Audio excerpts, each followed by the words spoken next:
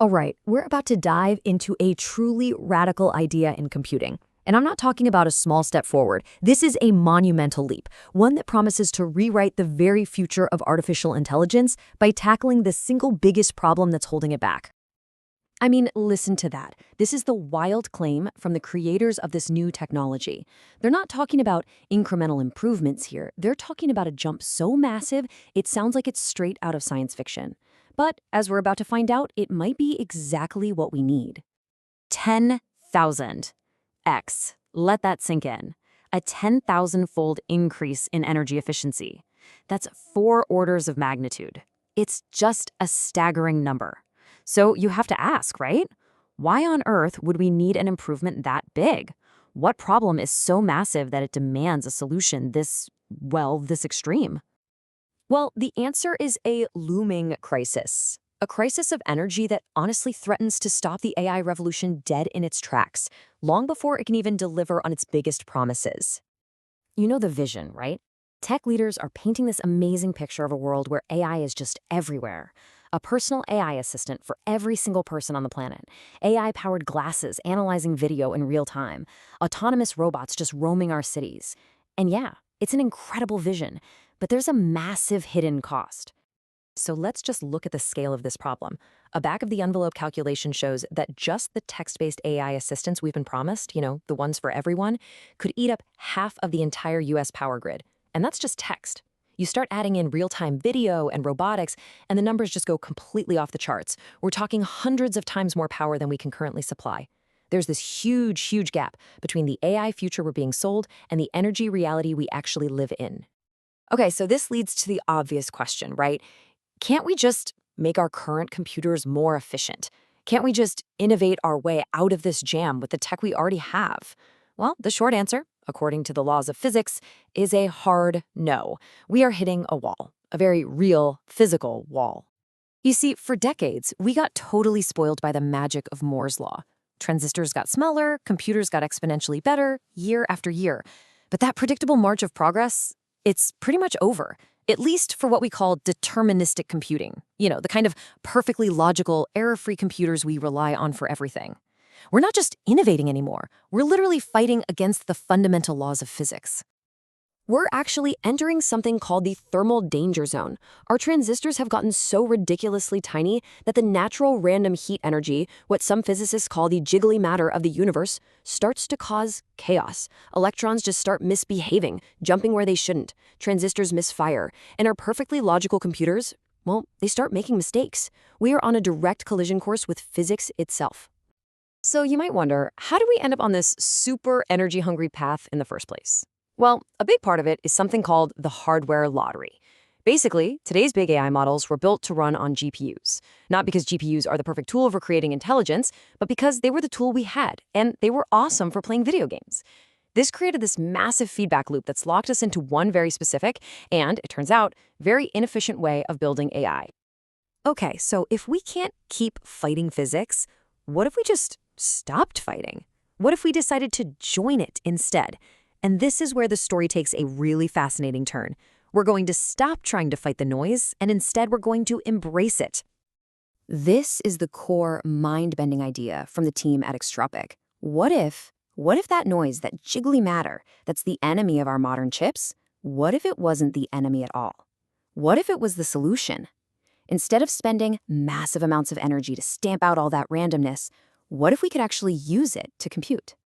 Now, to do this, they had to invent a totally new building block for computing, the probabilistic bit, or p-bit.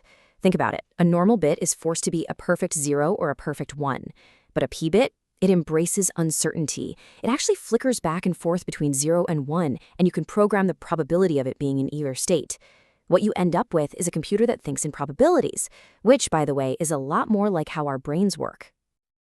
Okay, but that raises a huge question, doesn't it?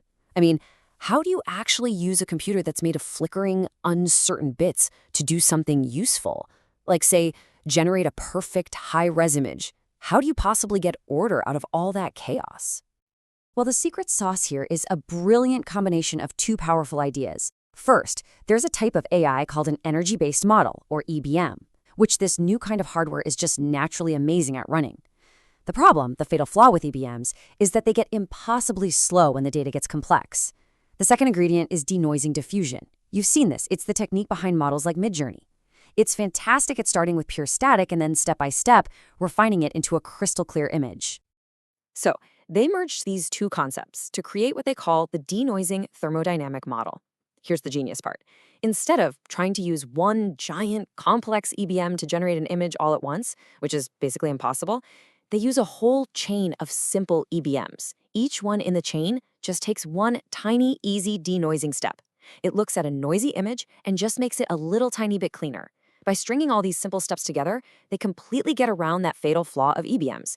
They've broken one giant impossible problem into a bunch of small, easy ones. And here's what's so cool about this. This isn't just a theory on a whiteboard somewhere. The team at Extropic has been heads down actually building this stuff, moving it from the world of abstract physics into real, tangible hardware. And their progress has been, well, incredibly fast. A few years ago, they were doing experiments with just a handful of qubits in these giant, room-sized cryogenic freezers. Today, they have the X0, their first ever room temperature silicon prototype chip, and they're already planning the Z1, a commercial-scale chip with 250,000 qubits. They are scaling this with a real sense of urgency. Okay, so here's the bottom line, right? How does it actually perform? They ran a simple benchmark, generating little images from the Fashion MNSD dataset, and they compared their simulated system to standard GPU models. And the results? Well, they're frankly staggering. And here it is, the punchline. To get the exact same quality image, their simulated thermodynamic computer used about 10,000 times less energy than a GPU. There it is. That's the 10,000x improvement they were aiming for. I mean, this is a leap that puts this technology into a completely different league. So, what does a 10,000x efficiency boost actually mean in the real world? This is way more than just saving some money on electricity bills. This, if it works, opens the door to a fundamentally new era of intelligence. Now, this isn't about throwing away your GPUs, not at all. The idea is to create a new kind of hybrid computer.